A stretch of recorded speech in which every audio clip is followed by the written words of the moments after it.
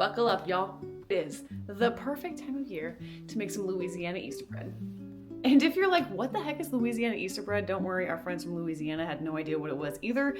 And this funny moment at an Easter a couple years ago has turned into a long-standing family tradition at this point. So we're going on, what, 4 years strong with Louisiana Easter bread? And this is how it happened. So my best friend from Louisiana and her husband come up here to the Pacific Northwest and they go turkey hunting every single spring. And one year, about 4 years ago, this actually overlapped with Easter. And I wanted to make sure that we did Easter things that would help them. So I'm like, what do you eat in Louisiana in the South? And immediately on Pinterest, Louisiana Easter bread popped up.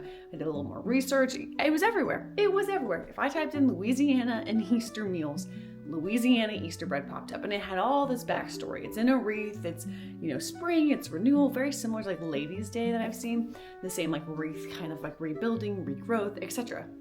So we make the bread and we put it out, and we're like, look guys, look at the bread.